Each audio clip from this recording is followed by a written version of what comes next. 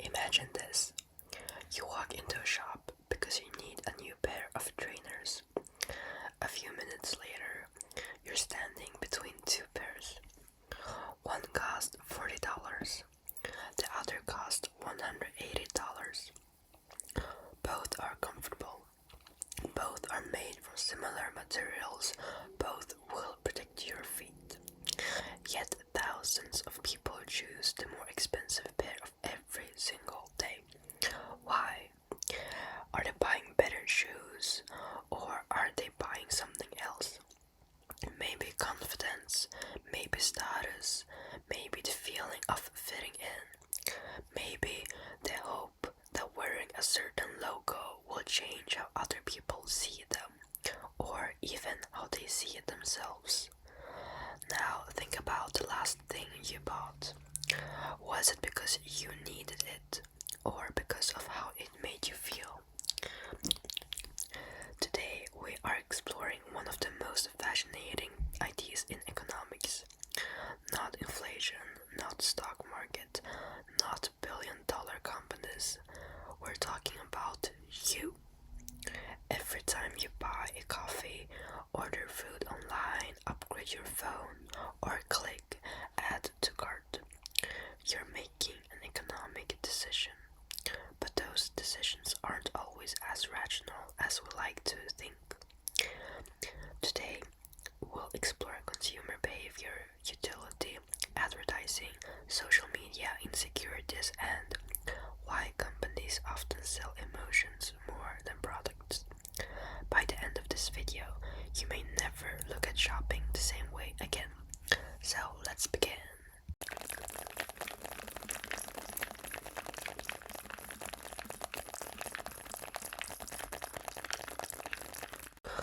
Imagine you're walking home from school. You're thirsty and you pass two shops. One sells bottled water for $1. The other sells exactly the same amount of water, but in a sleek glass bottle with a minimalist logo. The price is $4. Now ask yourself, why would anyone pay 4 times as much? The water still hydrates you. It doesn't magically become healthier because of the bottle, yet millions of people happily pay more. Economists call this consumer behavior. Consumer behavior is simply the study of how people decide what to buy, why they buy it, and what influences those decisions. At first, economists believed people made decisions logically. Compare prices, compare quality, choose the best option. Simple. But real life isn't that simple.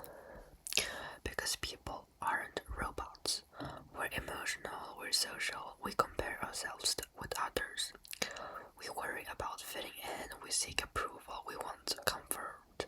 Sometimes we simply want to feel enough. And businesses know this. In economics, there's an important concept called utility. Utility simply means the satisfaction or happiness someone gets from consuming a good or service. Notice something interesting. Economists don't say utility comes from the object itself. Utility comes from how valuable that object feels to you. Imagine two people receiving the exact same cup of coffee.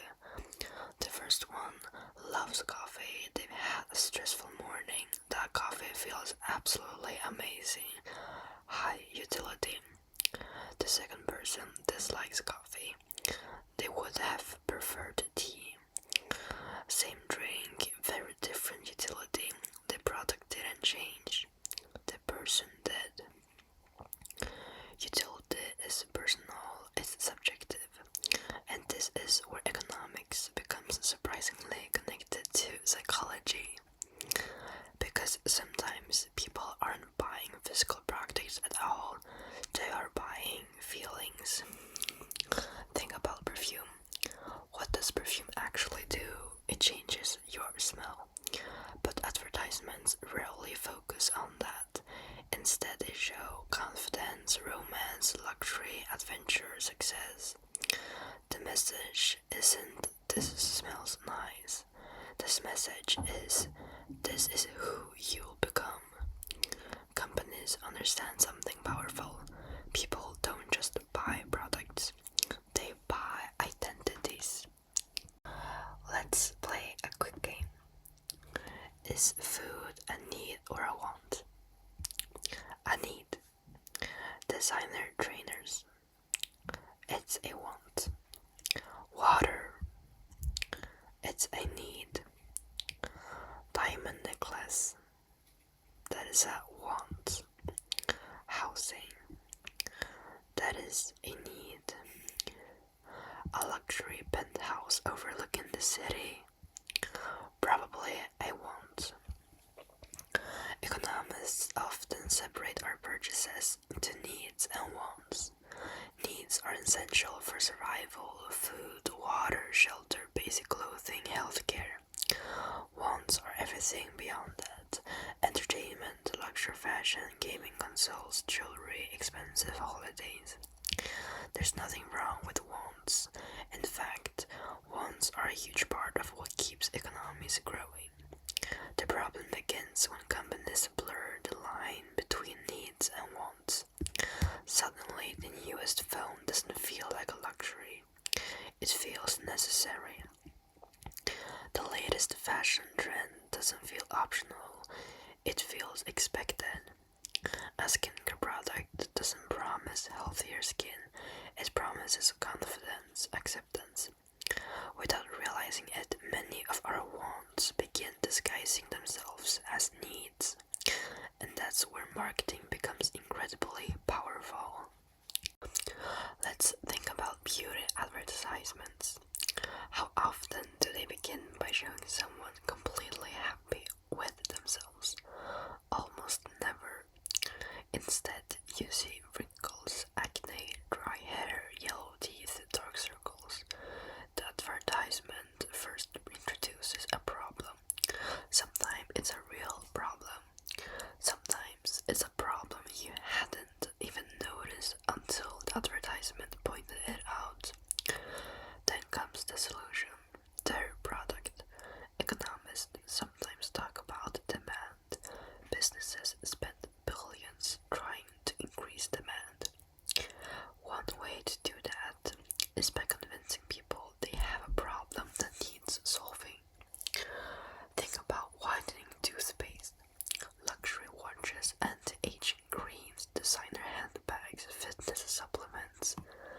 Many of these products don't just promise better performance, they promise confidence, youth, status, attractiveness, success, belonging. They are selling emotional utility. The satisfaction doesn't come only from using the product. It comes from how the product makes you feel, or perhaps how you hope other people will see you. That's one reason branding is so valuable. The logo itself has no practical function, yet people are often willing to pay significantly more for a product with a recognizable brand, not because it performs dramatically better, but because of what it represents. Imagine you finally buy your dream phone. You save up for months, you unbox it, it feels exciting. For a few weeks, you're genuinely happy. Then, someone at school walks in with the newest model. Suddenly, your phone doesn't feel quite as exciting anymore. But here's the strange part. Your phone didn't change overnight. It still has the same camera, the same battery, the same screen. So why did your satisfaction decrease? Economists and psychologists have studied this for decades. One important idea is called social comparison. Humans naturally compare themselves with other people. We compare our grades, our clothes, our holidays, our appearance, our achievements, and of course, our possessions. Many of our purchasing decisions aren't made in isolation. They're influenced by what everyone else around us owns.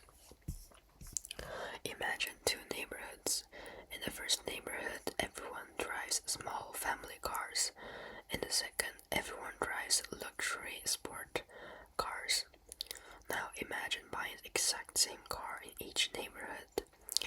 The car hasn't changed, but your perception of it probably has. That's because value isn't always absolute.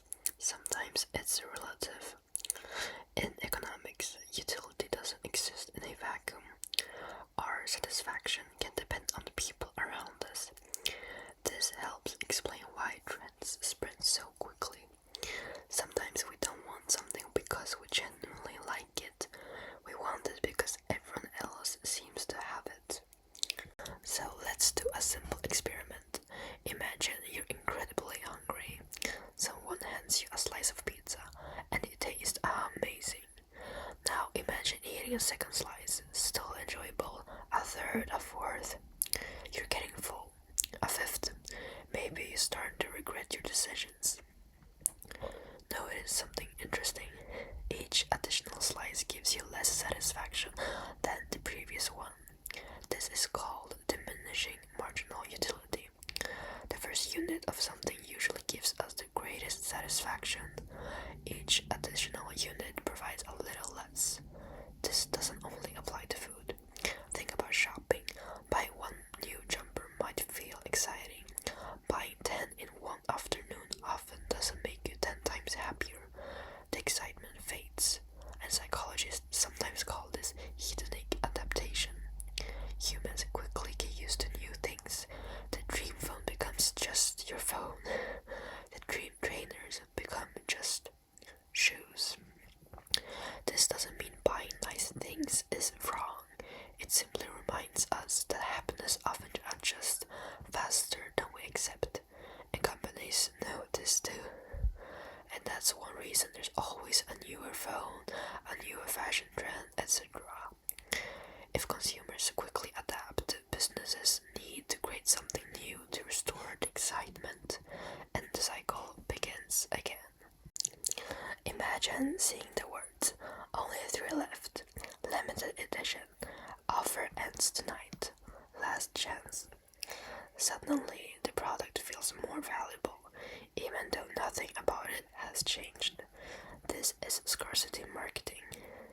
Economics teaches us that scarce resources tend to become more valuable. Businesses understand this principle extremely well. If something feels rare, people often want it more. Sometimes scarcity is real. A concert genuinely has limited seats. A handmade product genuinely takes time to produce. But sometimes scarcity is carefully designed. Limited releases, exclusive drops. All of these create urgency, because when people feel they might lose an opportunity that's really great, they often make decisions emotionally rather than rationally. This connects to another powerful emotion, the fear of missing out, or FOMO. People don't always buy because they love the product. Sometimes they buy because they are afraid everyone else will have it first. And once again, businesses understand this better than almost anyone. For example, if you look around in TikTok, the glitter dumplings, like, that is just overconsumption. I see everybody getting these dumplings, and it's just, you didn't even get a glitter one, the one you wanted. Now you just have 100 dumplings laying around, and as a foodie, as a food lover, you can't even eat those, like, come on. So imagine you discover a new cafe. The coffee is excellent, the staff know your name, you collect loyalty points every time you visit. Eventually, without even thinking about it, you stop considering other cafes. Congratulations, you've become a loyal customer. Businesses love loyal customers because keeping an existing customer is often easier and less expensive than finding a new one. That's why companies create loyalty programs, memberships, subscriptions, and reward systems. Companies aren't only competing to make one sale, they are competing to become a part of your daily routine. So, does this all mean advertising is evil? No, not at all, okay? They're not Trump. Advertising helps people discover products that genuinely improve their lives. Business businesses create jobs. Innovation gives us better technology, medicine, transport, and entertainment. The goal isn't to stop buying things. The goal is to understand why you're buying them. Imagine standing in a shop. Before you put something into your basket, ask yourself a few simple questions. Do I actually need this? Or do I simply want it? What problem is this solving? Would I still buy this if nobody else ever saw it? Am I buying the product or the feeling that comes with it? There isn't always a right or wrong answer. Sometimes buying something because it makes you happy is perfectly reasonable. Maybe just not 100 glitter dumplings. Oh no, sorry, not even glitter dumplings, just dumplings that are not eatable. Economics doesn't tell us what we should have value. It simply helps us understand the decisions we make. The more aware you become of your own behavior, the harder it becomes for emotions to make decisions without you noticing. So, the next time you walk through a shopping center, scroll through social media, remember this: you're not entering a marketplace, you're entering a competition for your attention. Thousands of businesses are trying to convince you that their product will make your life better. And sometimes they're right. A good book can change your perspective. A comfortable pair of shoes can improve your daily walks. Many products create genuine value.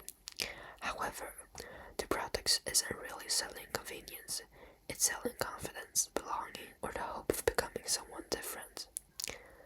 This could be another case. But understanding that doesn't mean you'll stop buying things. It means you'll buy with greater intention. Consumer behavior isn't just about markets, it's about people too. It's about understanding why we make the choices we do. And once you understand that, your own behavior, you gain something that no advertisement can sell: the ability to choose for yourself. So, thank you so much for listening and watching this video. I hope you enjoyed it, and if you do, please like and subscribe to become, I can't even say, can I say part of the OG family or not? Because I think I reached 900 subscribers, which is so cool. Thank you so much. I never imagined that so many of you would actually enjoy watching these little educational videos, but I am so glad that you do, and I'm so grateful. But let's say that I'll stop saying OG fans or OG watchers. I don't know the right word for it, sorry, I'm new on YouTube. But like OG subscribers, when I hit 1000, then I'll come up with a new name. But right now, all of you are my OG subscribers, okay? You all are my OGs. I don't care if you were the 900th subscriber, you're still my OG. And you guys who like consistently comment on my videos, you know who you are, okay? I love you so much, so shout out to you guys. But anyways, I'll see you in the next video. Bye bye.